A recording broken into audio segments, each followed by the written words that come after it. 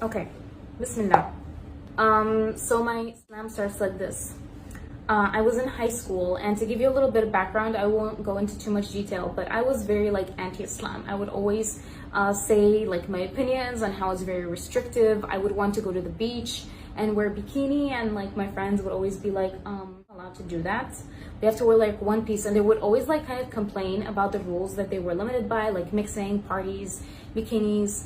And we were 13, so don't get like extreme ideas. Like we were just like wanted to be like the girls we see on TV, and I was allowed to do that to some extent, but like my friends weren't. So based on their experiences and how they told it to me, I was like very anti-Islam, and I would always like every day I would be like, oh, Islam is like the worst religion. Like you have so many rules. Like you have to, like, why can't you just believe it and live your life? Like what's wrong with that? So it's true what they say, hate is the opposite of love. So eventually I love Islam now. And it's crazy to think like that there was a time where I like hated it. But yeah, that a great way to start the story. But yeah, so that was like the background. I was like 14. This is like when the story starts. I was 14 and I was living in high school. The high school was mixed. I was living in Ras Al Khaimah, but it's like smaller. It's not as like glitz and glam as Dubai. But yeah, it was fun. I loved my school. But I was like very not religious. The only thing that I would do religiously is like before I go to sleep, I would always like talk to God. And I did believe that God was one. Like I didn't really understand, I never really understood the whole like Trinity, God, and like the sun and ghost. And you know, my family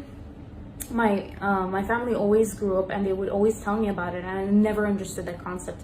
Thank God, alhamdulillah, for my mom, who like kind of pointed me in the right direction even before Islam. She would always be like, just pray to God, like every night you just go. And in my head, I remember I was talking to God. I wasn't talking to Jesus or, you know, someone like that. So alhamdulillah for that.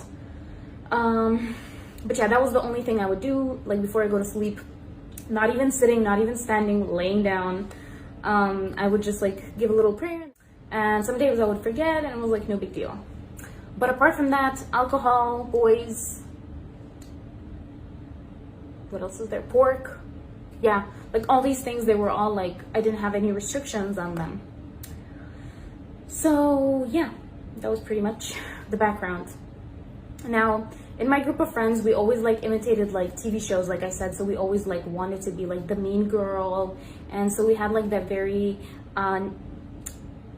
unhealthy mindset about like high schools and the way it should be.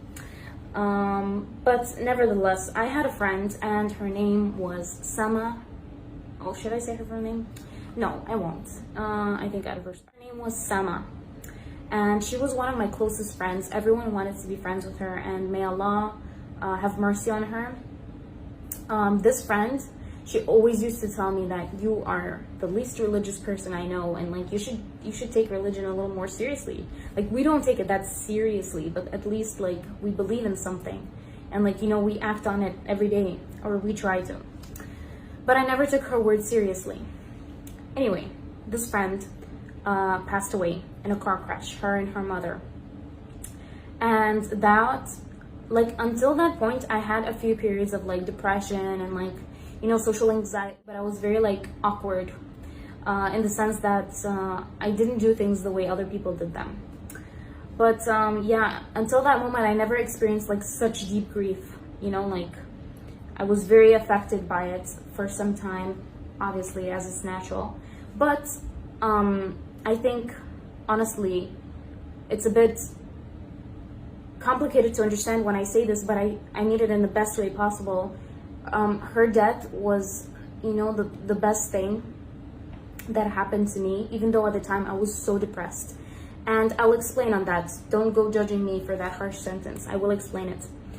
First of all, because it made me Muslim. Second of all, because of me becoming Muslim and all the good deeds I do, I always kind of attribute my becoming Islam to her, and I always link her with it. So inshallah, I say that it's a good thing because inshallah she gets reward for it. I do, I hope. I believe that. So inshallah she does. So in that sense, it's a sad thing to lose a friend. It's obviously difficult. And she was very smart. She was a great person, and she was really loved by everyone. So yeah, may Allah have mercy on her. Now, when my friend passed away, I started to think about religion, because me that, oh my God, death can come to me. Like, I can die anytime. Because, you know, in our heads, we always believe that, you know, death, it's like something you experience when you're 80 and you're old and you're wrinkly and you're just like, God, take me. But it can happen to any of us at any point. It can happen when we're 1, it can happen when we're 2, it can happen when we're 8, it can happen when we're 25, when we're 18, 30, 40, 8, you know, any age. And I think at that, I never realized that. I never thought about it before. I never thought about like deep issues of life before. Like, I lived a very superficial life until then, very superficial. So that's one of the things that Islam really changed for me. So yeah, she passed away, and I started to think about death and like what happens after. Like, what if she was right? Like, what if we die and like serious stuff is gonna happen and I'm gonna be unprepared because I never took religion seriously. So I just started to like, you know, ask around a bit. I was like asking my friends. I was like, so what happens after death? Anyone know? And I was surprised that a lot of people knew. I'm like, why am I the only one that is clueless here? So they started telling me about like all the signs of the Day of Judgment, and that to this day is the most interesting thing about Islam for me. Like, it's so interesting, like that we have all of these signs, and like we know what's gonna happen after death. We kind of know what happened before, and it's amazing, like subhanallah. So they started to tell me that like shepherds will build tall buildings, that a mother will give birth to a slave, and they explained all of them. Like, if you haven't heard of them, go Google them. It's very interesting.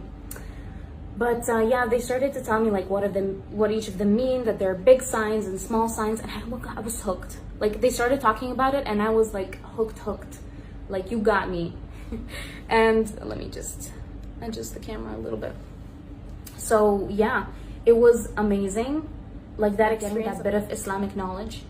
And you know, ever since, I didn't ask them any more questions. So I started to do my own research, but I think like after some research, I was like, okay, wait, I don't need to become Muslim. Like, yeah, they have great signs of the end days, but like, I don't need to change my religion.